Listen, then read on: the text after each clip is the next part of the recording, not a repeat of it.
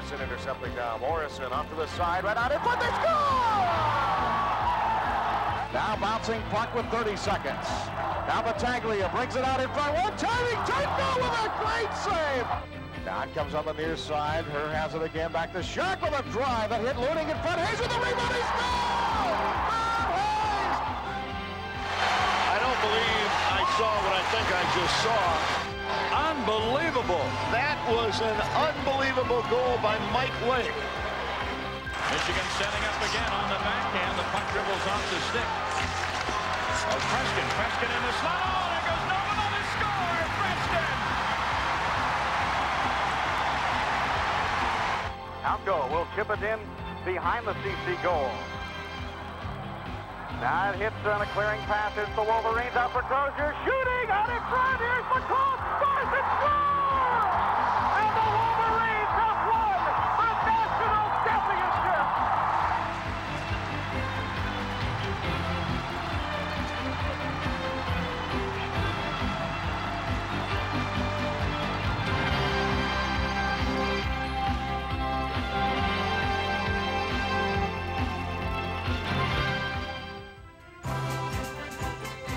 Through the years, the University of Michigan has enjoyed as much success in intercollegiate athletics as any school in the nation.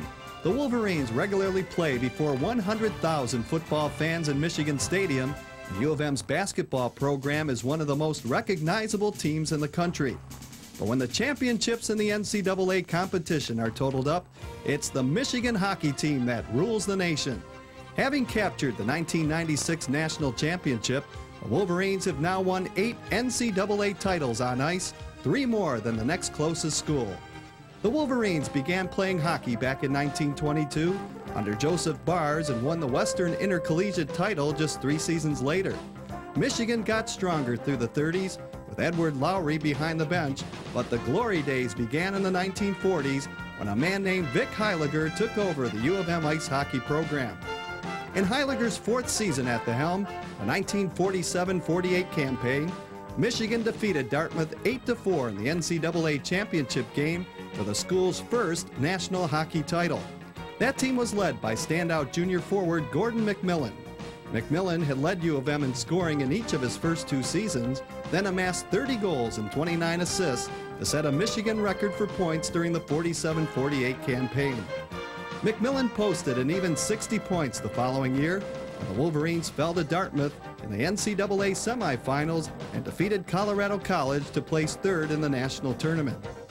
After again taking 3rd place in the 1950 NCAA tournament, the Wolverines beat Brown 7-1 to capture the 1951 national championship and began the greatest dynasty in college hockey history.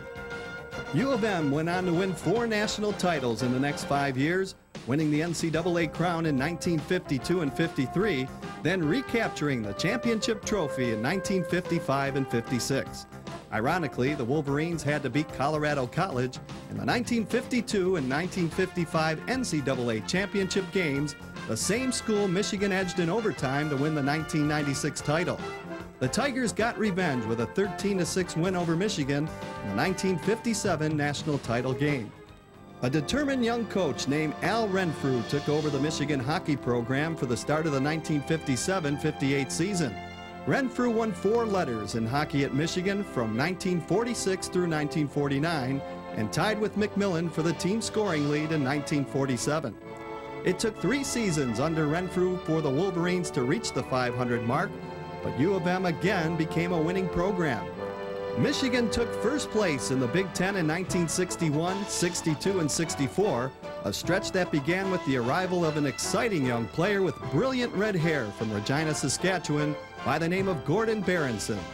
After Berenson became the first player to jump from an American college straight to the National Hockey League in 1962, it took the Wolverines 6 years to regain control of the Big Ten in ice hockey. Renfrew led Michigan to the conference titles in 1968 and 69, just before another brief lull for the Wolverines on ice.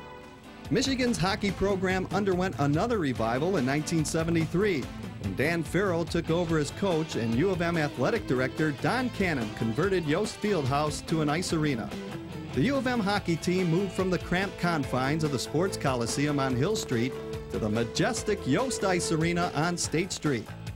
Farrell helped Michigan return to the top of the Big Ten Conference and led the Wolverines into the 1977 NCAA tournament, advancing to the national championship game against perennial power Wisconsin. The early 1980s were tough years for Michigan hockey fans, but hopes were raised when Red Berenson returned to Ann Arbor in 1984 to help restore his alma mater's rich hockey tradition. Berenson was an All-American for Michigan in 1961 and 62, leading the team in scoring each of his last 2 seasons. During the 1962 season, Berenson set a Michigan record by scoring 43 goals with 9 hat tricks in 29 games.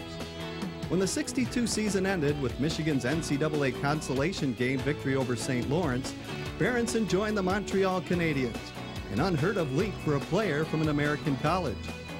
In 17 NHL seasons, Berenson compiled 261 goals and 397 assists. His most famous achievement came on November the 7th, 1968, when Berenson scored 6 goals for the St. Louis Blues against the Flyers in Philadelphia. When his playing days in the National Hockey League ended after the 1977-78 season, Berenson moved behind the bench as an assistant coach for the Blues, eventually moving up to the head coaching position for the last 56 games of the 79-80 campaign. The following year, Berenson guided the Blues to the best record in the club's 28-year history and was named the NHL's Coach of the Year. When St. Louis struggled early the next season, however, Berenson was fired. He rejoined legendary NHL coach Scotty Bowman as an assistant coach in Buffalo before answering the call from Michigan in 1984. Things were not easy for the Wolverines in their first years under Berenson. Michigan had recently moved from the Western Collegiate Hockey Association to the new Central Collegiate Hockey Association, a growing young league that included powerful hockey schools such as Lake Superior State, Bowling Green, Western Michigan, and Michigan State. It was a battle for Berenson to move the Wolverine Icers out of the 9-team league's second division, but the new coach had some unforeseen obstacles to overcome. I think the changing the image of the team was my outside goal. I wanted our team to be recognized nationally and respected. And inside, I found that our team, there were a lot of built-in problems, and part of it was commitment and dedication and expectation and the work ethic that goes along with it, and nothing to do with talent. Berenson's agenda began paying bigger dividends in 1989, when Michigan clinched home ice in the CCHA playoffs.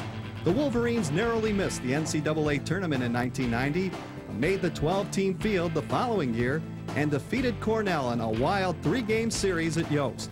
Michigan captured its first CCHA regular season title in 1992 and advanced to the national semifinals.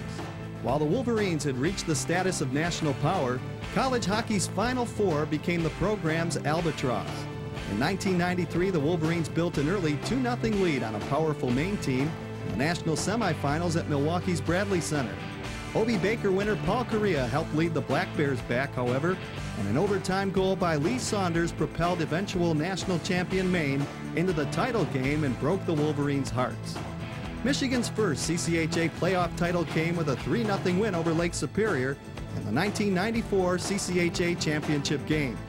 The Lakers got a measure of revenge the following week, however, ousting the Wolverines in the NCAA quarterfinals in East Lansing, again on an overtime goal. Michigan returned to the NCAA championships in 1995, reaching college hockey's version of the Final Four for the 3rd time in 4 years. The Wolverines looked to avenge the heartbreaking overtime loss to Maine in the 1993 national semis, but suffered an even more disheartening loss in a 4-3 triple overtime decision, the longest game in NCAA tournament history.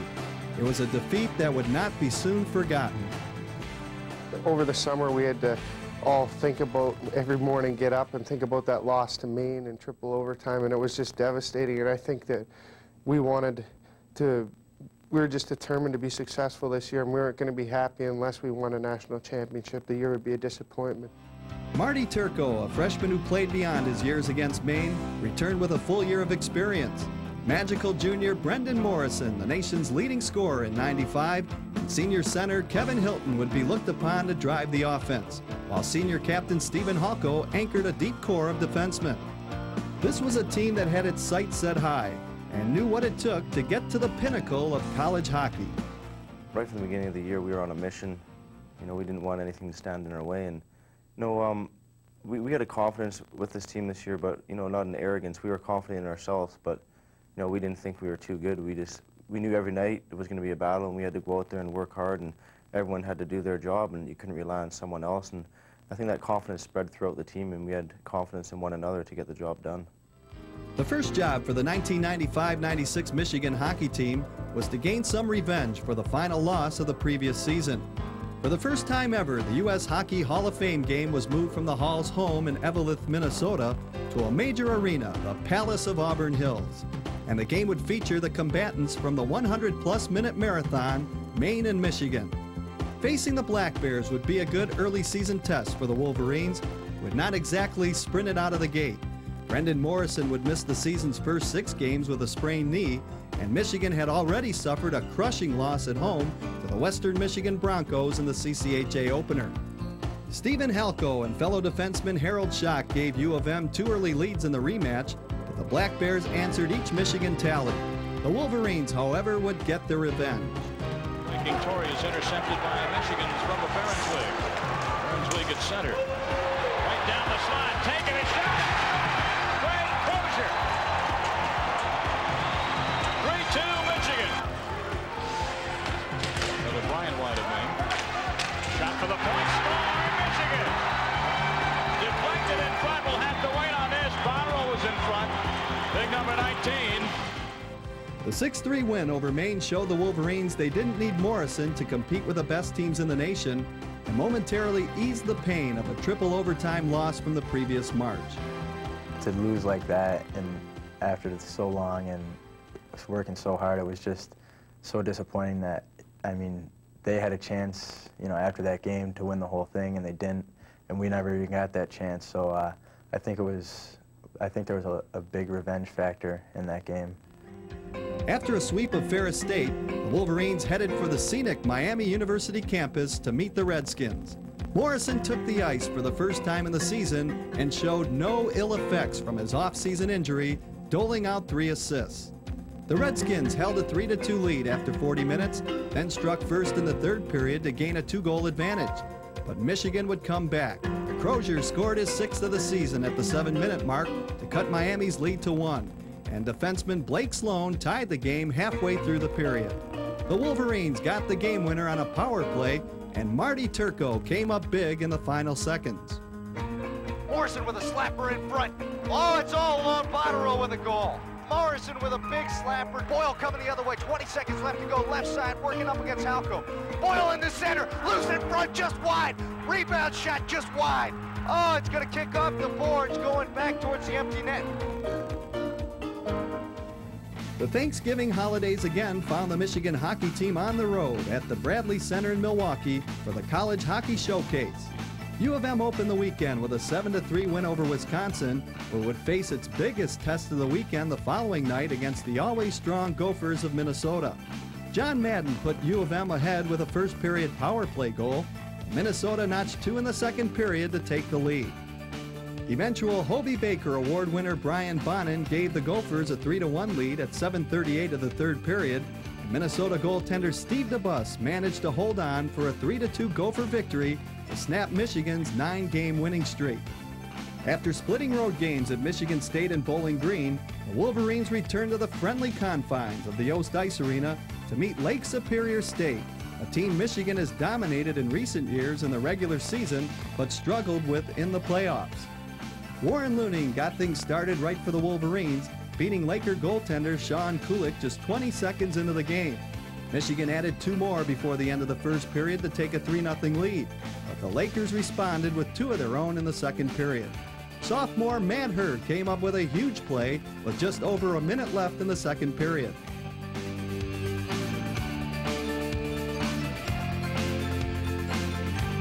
The Wolverines scored 4 straight in the third period, including Looning's first career hat-trick goal to chase Kulik from the net and cruise to an 8-2 victory. The Great Lakes Invitational Tournament has always had special meaning for the Michigan hockey team. since the Wolverines came back from a 5-1 deficit to beat North Dakota 6-5 in double overtime for the 1988 GLI title. The Wolverines had won 7 straight GLI trophies. With Jason Botterill and Matt Hurd competing at the World Junior Championships, the Wolverines would have their depth at forward tested. U of M easily disposed of Northern Michigan in the semifinals 6-1 to set up a clash with Michigan State in the final. The Spartans grabbed the first period lead with Michigan on the power play, but Michigan responded with the man advantage just 21 seconds later. Go. Got hit by Clark and they gave it away to Carter. He's in front, he scored! That's it, Carter. 4:47 to go in the first period. Back to Morrison, here's a shot for the point, score!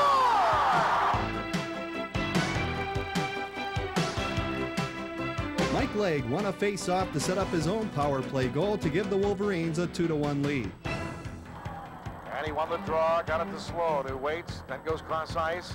Here's a shot out in front, they score! MSU goaltender Chad Albin kept the game close in the third period, but the Wolverines would keep their string of GLI titles intact. Called, he'll dump it in behind the state goal, and Morrison intercepting now. Morrison off to the side, right out in front, they score! And there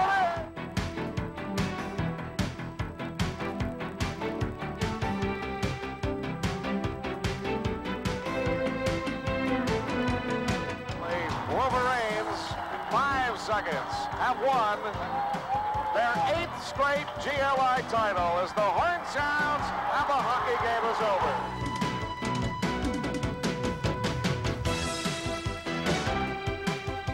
Morrison was named the GLI's most valuable player and was joined on the all-tournament team by John Madden and Stephen Halko. January of 1996 saw Michigan begin a long homestand with several lower division teams in the CCHA. In short, the Wolverines were inhospitable. U of M scored 67 goals in 8 January games, an average of 8.38 goals per game, the 4th most productive month in school history. Now Schock will play it back into the flame zone. Morrison out in front. Botterill backhand shot. Morrison scores on the rebound.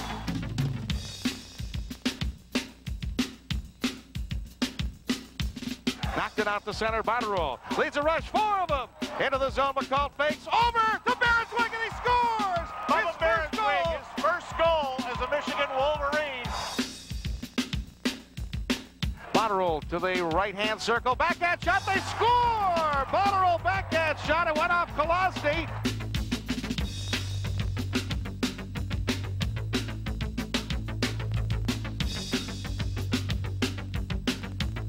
Michigan's offense deserted them late in January when CCHA doormat Ohio State managed 2 ties with the Wolverines. Backup goaltender Greg Malachy performed well in a 2-2 tie at Ann Arbor a week after the Buckeyes earned a 4-4 draw in Columbus. The Wolverines got back on track with a 4-game winning streak that included a 12-0 win at Illinois Chicago and an 8-1 pounding of Michigan State at the Joe Louis Arena. With Michigan in a 3-way battle for the CCHA lead, the Wolverines looked to knock the Lakers out of contention during a trip to Lake Superior in the final weekend of February. The series got off to a bang for the Wolverines, who got a goal from freshman walk-on Bobby Hayes at 12:46 to grab a 1-0 lead. Bill McCall put U of M ahead by 2 with an early power play goal in the second period, but the Lakers came back behind goals from Matt Alvey and Gerald Tillere. Both teams notched timely goals in the final period before the Lakers delivered a backbreaker. Skia bringing into the zone. His pass, though, was knocked away. Now Legg with a shot. Rebound, Hurd, he scores! Matt Hurd with the go-ahead goal. And delivers right on, and Trinko kicks it away. Now here is a shot now, and a rebound! Aldridge had the 9.5 to go. Third period, tied at 3. Into the Lakers zone. Now loose puck picked up by Looning, rolls it out in front, went off Aldridge, and they scored the rebound! And Hurd knocked it in front. Tillere couldn't handle the rebound. Aldridge's shot knocked out by the Wolverines in front. It rolls in, and they tied the hockey game. That changed direction. Other way, left-hand corner, comes back to Aldridge. Aldridge is going to have a wide-open lane. He moves right in. Waits, shoots, and he hit the goal post. No, they're going to say it's in. Lake Superior has won in overtime. Aldridge beat Sault Ste. Marie, Ontario native Marty Turco at 2:16 to give Lake Superior a wild 5-4 victory, and the demoralized Wolverines were trounced 7-3 the next night. Any hope of a CCHA regular season title seemed to be gone. I think it was a test of our character and to see what was going to happen when things didn't go very well. And I think that weekend really proved to everyone that if we're not working hard and not everyone's playing their role, that if we do have spectators on this team, we're not going to be successful. But I think that right after that weekend, we bounced back with no problem. And I think right there, a lot of people realized we had something special going on here.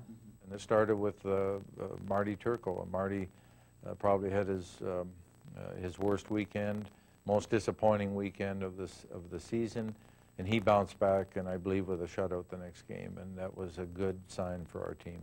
To be honest, it was the hardest mental thing I've ever done in this sport. To come up to the Sioux and play like I did, and have the team, not to have to support. I felt like there wasn't the team that we used to have, and it was basically all on my shoulders, and I thought people lost confidence in me. But during that week coming up to the last regular season games, people let me know that they still have confidence in me, and it meant a lot. If there were any doubts about the Wolverines and Turco's confidence, they were put to rest the following week at Yost Ice Arena against first-place Michigan State. The Wolverines turned in one of their best defensive performances of the season. Turco kicked out all 13 of the Spartan shots on goal, and his teammates did not let him down. The 3-0 shutout was Michigan's 7th blanking of the season, a school record, and marked U of M's 3rd straight win over the Spartans and denied Michigan State the title. Concentrate on playing well and finishing up. We weren't really worried about finishing first or where we finished, just a matter of playing well.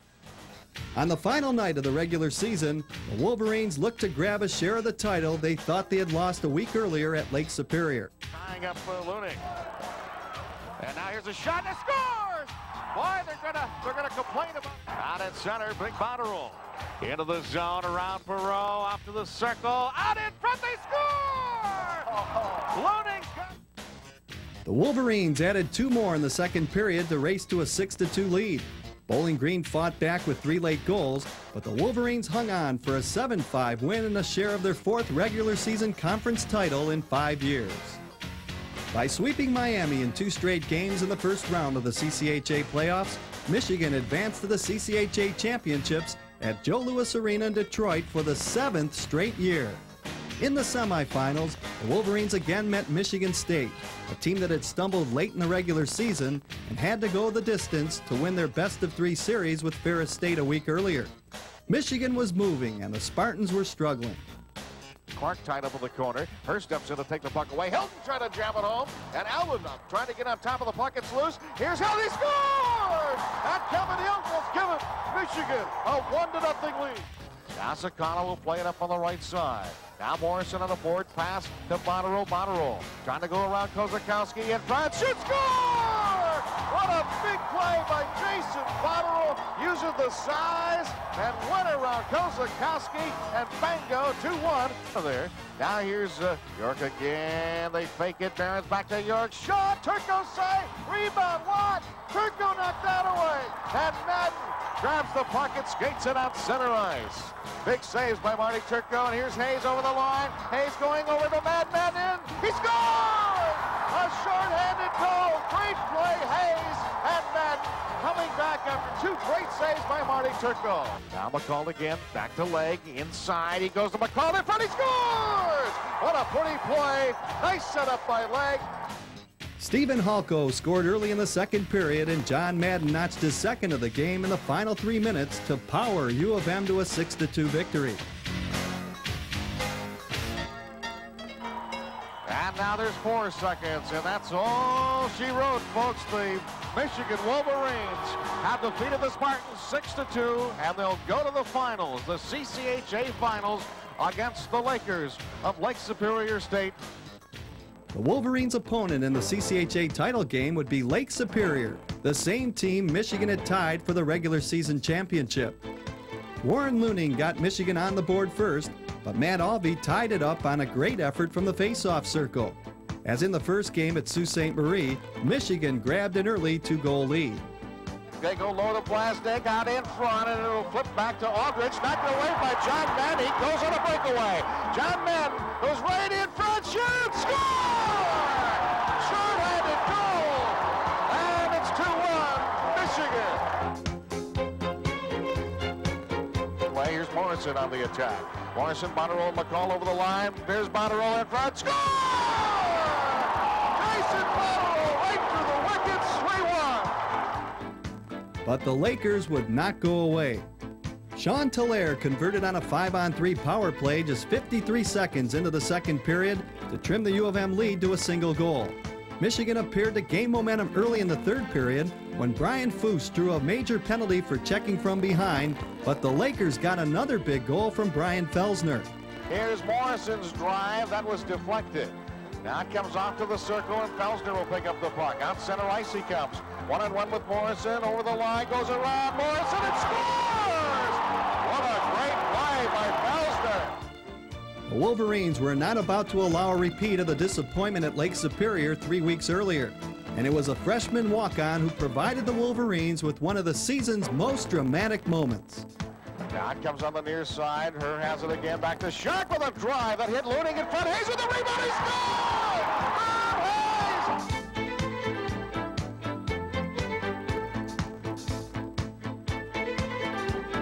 Now Battaglia brings it out in front. One timing. Turco with a great save. And then a loose puck is played to the line and kept in by Polente. Botterill will block that. Now Botterill chopped at it again. It'll come in behind the goal with 15 seconds to go.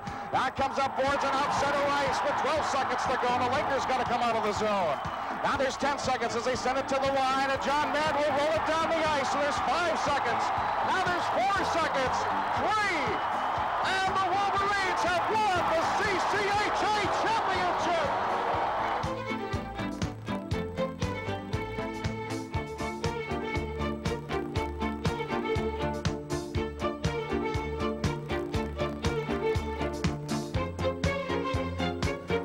Hayes joined U of M defenseman Harold Schock and tournament MVP John Madden on the CCHA All-Tournament team for helping the Wolverines to their second CCHA playoff title in 3 years.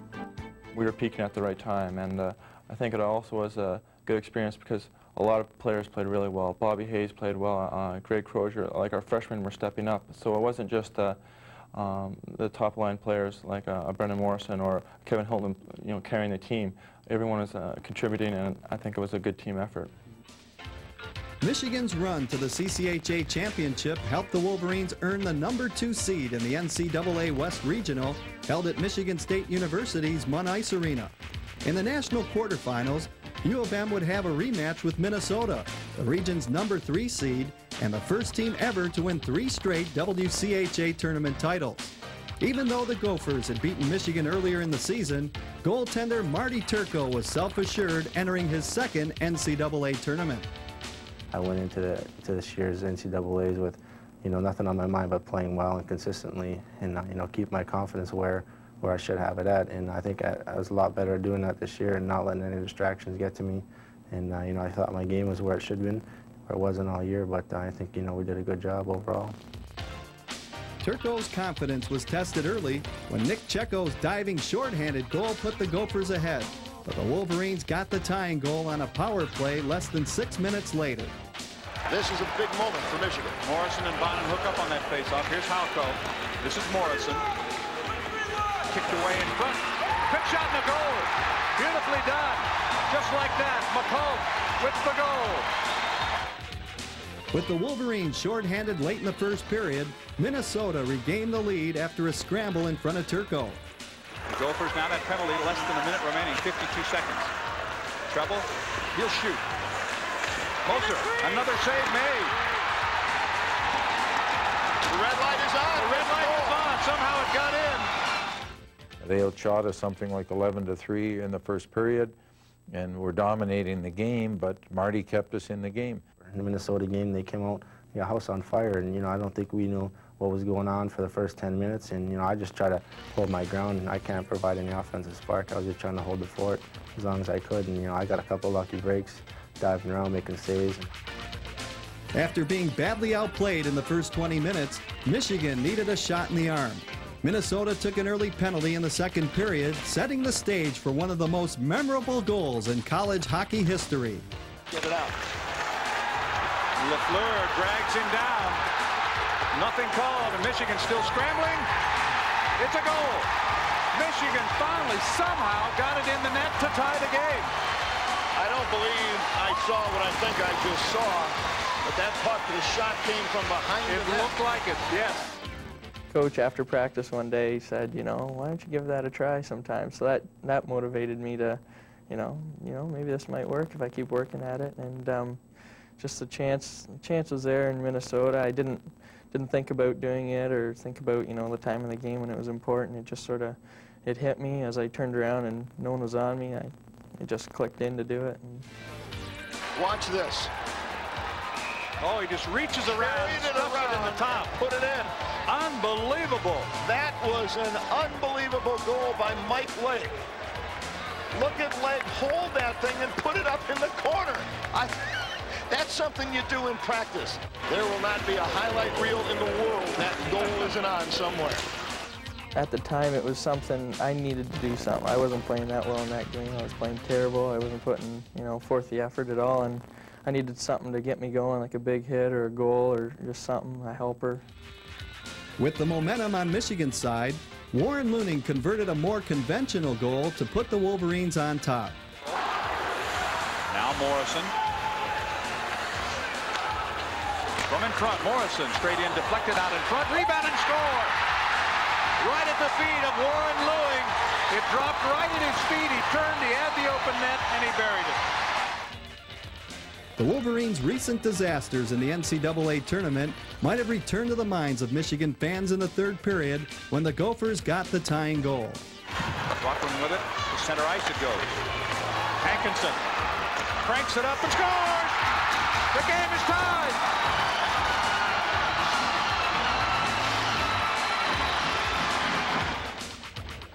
In years past, things might have begun to fall apart for the Michigan hockey team with the score tied late in an NCAA tournament game. Exactly 3 minutes later, however, Michigan's big guns came through at the right time. They tangle in the corner. We're winding down to 2 minutes left in regulation. Right out in front. The opportunity to goal.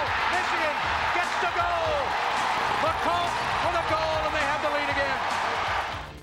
I was just slipped off my check, and I'm going towards the front of the net, and I was calling for it, and Brendan made a great pass to me, and then I just was fortunate enough to show some patience, and I got the goalie out, and then I was fortunate enough to slide it by him. If the Wolverines were looking for a sign that the hockey fates were on their side, they got it on Brian Bonin's shot in the final minute of regulation.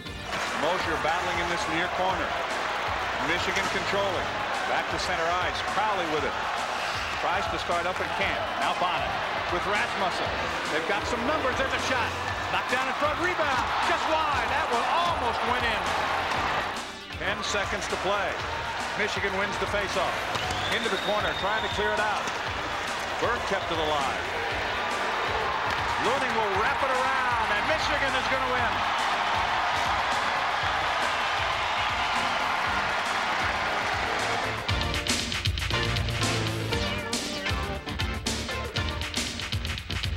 But I still liked our team's response to winning that game. They were glad to be going to the Final Four, but they knew it was important not just to go there. McCall was named the regional MVP for his 2-goal, 3-point performance against the Gophers, and Morrison joined him on the all-region team with 3 assists. The Wolverines were headed back to the NCAA championships for the 4th time in 5 seasons. The first year we went to the Final Four, we may have had as good a team as we've had at Michigan, but the team never really played their best. They were either distracted or affected by the hoopla or the idea that they were at the Final Four, and this team just took it like another game. It's like they'd done it before, and so they were more prepared, I think, because of the experience of the previous teams, and it wasn't like they were just happy to go to the Final Four. They really wanted to accomplish something there. Well, I think when we were there last year in Providence, you know, we were sort of just happy to make it there. We weren't really expecting to win. If we won, it was more like a bonus for us, and you know, and then we get a big pat on the back. But this year, it was like we were going there expecting to win. you know, we were all business when we got there. It wasn't fun or games. We weren't just happy to be there. We went there, you know, just expecting to win. Like I said, we didn't want to settle for anything less. Cincinnati's Riverfront Coliseum played host to the 1996 NCAA Division I Hockey Championships, but not without some problems. A worker who was drilling holes for the goal pegs accidentally punctured a pipe, causing both semifinal contests to start 90 minutes late. After Colorado College edged Vermont in double overtime of the first semifinal, the Wolverines went to work on the defending national champions from Boston University. The Terriers had easily beaten a tired Maine team in last year's final and had trounced Michigan in a best-of-3 national quarterfinal series back in 1991. But this night in Cincinnati belonged entirely to the Wolverines. There's no question that was the biggest challenge at that point of the season for us, and I think our team responded with probably their best game. Even offensively, we generated some great offense, but it was the kind of game you just felt like you were in control right from the start of the game. The Wolverines struck quickly after going on a power play early in the first period. Jason Botterill on right wing, pulls up. Trying to center to Brendan Morrison. Morrison into a slot, the shot, the save. Oh, the shot by Hilton, and another shot by Botterill hits the post. Another shot, they score! Brendan Morrison!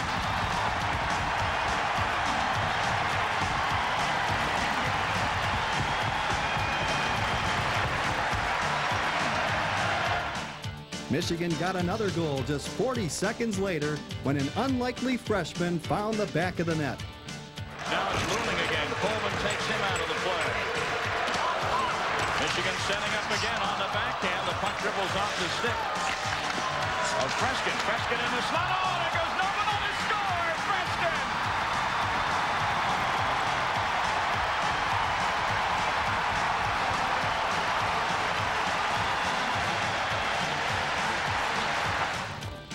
Greg Crozier's second goal in 15 games gave the Wolverines an ominous 2-0 lead, an advantage they held in 2 other national semifinal games in the last 4 years. You could just see it in some people's eyes. Guys were ready to go, and I think it showed from the minute we dropped the puck. I think we were ready and BU wasn't, and in a game like a college hockey game, and momentum means so much, they were put on their heels immediately. Michigan peppered BU goaltender Tom Noble with 18 shots in the first 10 minutes of the game. On the other end, Marty Turco was largely untested in the Michigan goal, but came up big when he had to against the nation's leading offensive team. On their second power play in the last few minutes. Chris Drury in the corner. All centered. Penalty, one-timer, and Turco does it again with a left glove save. Wow.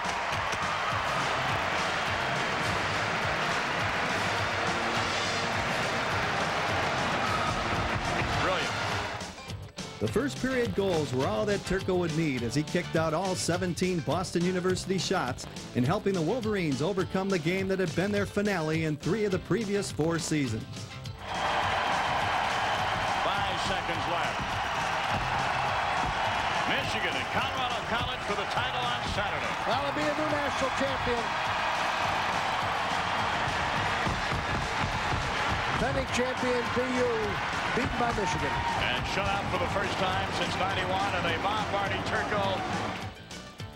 The frustrations of past losses in the semifinals were put to rest with the 4-0 shutout of Boston University. Now the Wolverines had to take the next step to secure the school's first national title in 32 years. Michigan had cleared the big hurdle, but this team was far from content.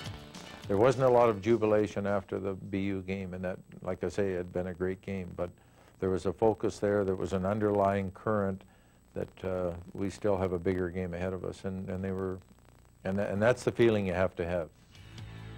Some felt Michigan's national championship contest with Colorado College might be an easier matchup than the semifinal game with Boston University. The Tigers, however, had lost just 4 games all season in winning the WCHA regular season title, and all 4 losses had come by a single goal. Although Colorado College felt destiny was on its side, these Wolverines were ready to put all of their past postseason disappointments away for good. Going home without the NCAA trophy would still be considered a failure, even after the drubbing of last year's national champions. all the great things that happened all year and all the achievements and all the obstacles our team overcame, it really wasn't going to mean anything unless we won this game. And it was just a sense of we have to win this to have a great year, and we may never get another chance to do it again. And so it's a once-in-a-lifetime opportunity, and that's the way we approached it. Well, now we look back and say, well, we want to get there next year, of course, but at the time you got to capitalize on your opportunities. You know, we just discussed it. You don't really get this chance too often. I mean, this is my 3rd year here, and we've had great teams the first 2 years, and I've never been in the championship game. And along with the seniors, you know, they've been here 4 years, and they've never been there. So we just discussed a chance like this doesn't come along too often, and we've got to take advantage of it. Both of these Wolverines showed early that they were ready to take advantage of the opportunity. McCall sends it right back into the Tigers zone. No score here in the first period. Now Morris will play it out in front. McCall scores! Well, the magician, Bob McCall, sifting down the slot, 1-0 Wolverines. The game was mostly a defensive struggle, with the teams combining for just 8 shots on goal in the first period, an all-time championship game low. The Tigers showed they would not roll over, netting a pair of goals just 1 minute and 45 seconds apart in the second period. Schmidt takes it all the way in behind the goal, right-hand corner, out to the point to Alfred. The one-time opportunity didn't work, got a shot on the net. It was deflected just right out in front, and they scored. Gironaldo has tied the hockey game for Colorado College. It's 1-1, power play goal.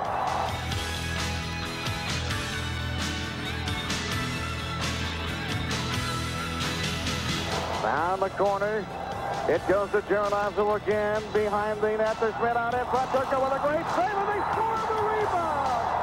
Holland Schmidt has given Colorado College a 2-1 lead.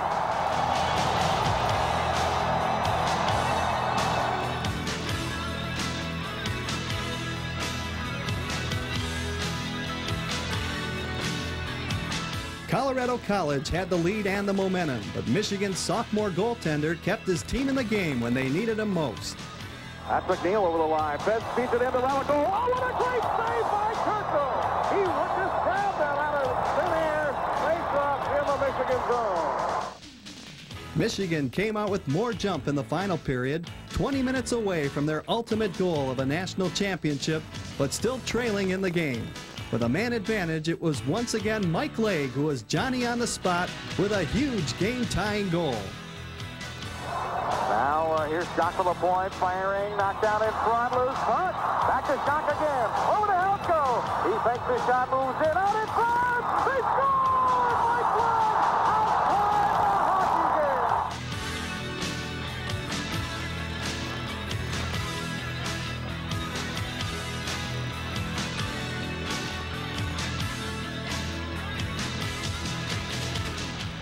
This year was the first year that I really felt that in the locker room that guys knew what it was going to take, and that guys had that, everyone had that confidence that they were going to win. And it seemed that when Lager's goal went in, everything was just falling into place, and people realized that, you know, it's going to happen now. This is our time.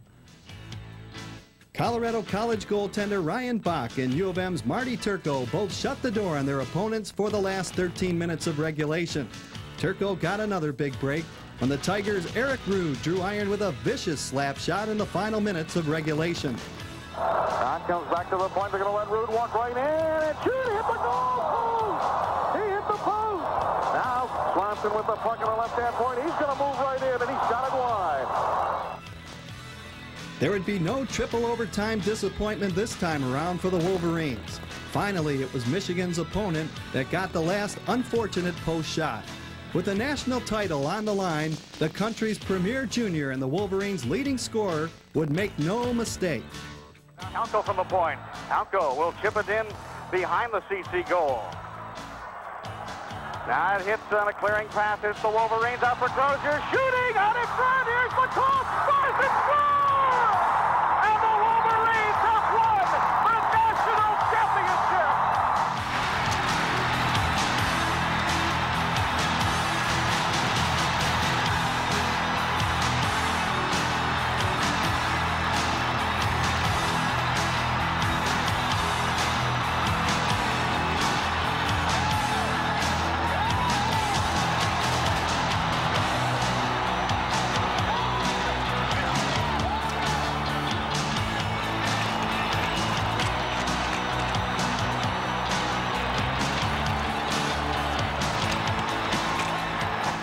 What I remember is the puck came to me and I was just fortunate enough and almost hopped over my stick and was trying to put it 5-hole, and Bach made a good save, and then I saw the puck just lying there and then saw Brendan coming in, and it was just like, come on, Brendan, come on.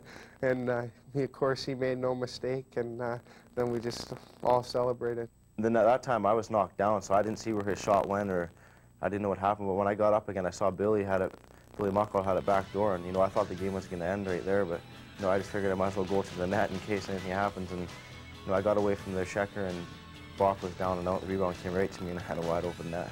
It just seemed to take forever, and then there was kind of a pause. Everybody looked, are we sure nobody's blowing it down? This has really happened. It is in the net. We've won this game. We've won the national championship.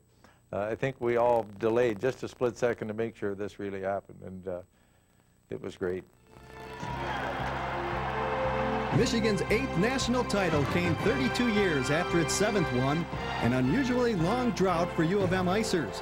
But perhaps it was the waiting that made this championship such a sweet one. The Wolverines had regained their place atop college hockey, unquestionably the preeminent power in the sport, with 8 national championships, 2 CCHA playoff titles, and 4 NCAA championship appearances in 5 years. There's no better way of going out than, being a senior and winning the national championship. I was proud, I was happy, I was excited. That doesn't even describe even a minute amount of how I felt.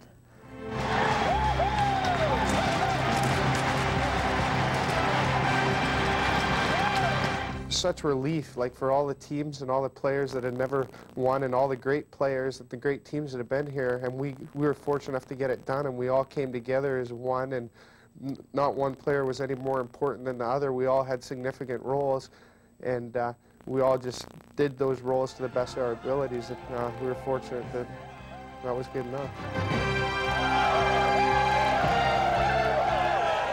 I think it was satisfying for all the former players as well, the guys that really turned this program around when Coach first came in, and they're just proud to be associated with the whole Michigan organization. And the thing that is satisfying to me is everybody who's associated with the university was proud to say they were associated with Michigan. I take a lot of pride in that, and it's just a great feeling. A crowd of some 3,000 fans met the team at a pep rally at U of M's Cliff Keen Arena 2 days after the championship. The team was honored in Washington, D.C. by Vice President Al Gore in a special ceremony a month later. Such are the spoils that belong to a national champion. I was so proud of our team and proud of the teams that had helped us build the program to this level, where we could compete for a national championship and win it and feel like we earned it because we beat the best teams in the country. Proud of the coaching staff and all the hard work that's gone into it behind the scenes, because had they not gone the extra mile for me, this wouldn't have happened. These players wouldn't be here. And we've had so many good kids in our program, and you just feel so good for them. And we've got a lot of goals in our program that are maybe unwritten, but things like graduating and being good citizens and good people and representing the school well and representing our program and representing themselves and their families. And maybe we take these things for granted, but is it ever satisfying for me when we can live up to those goals and then go out and win a national championship? For the 1996-97 season, Michigan will welcome back all but 4 members of the championship squad. The Wolverines will also be the proud residents of a newly renovated Yost Ice Arena, which will feature a modernized locker room, training and weight facilities, in a more fan-friendly environment. The challenge for the Michigan hockey program will be to continue the tradition and standards set by this NCAA championship team of 1996. Now it hits on a clearing pass. It's the Wolverines out for Crozier. Shooting out in front. Here's McCall.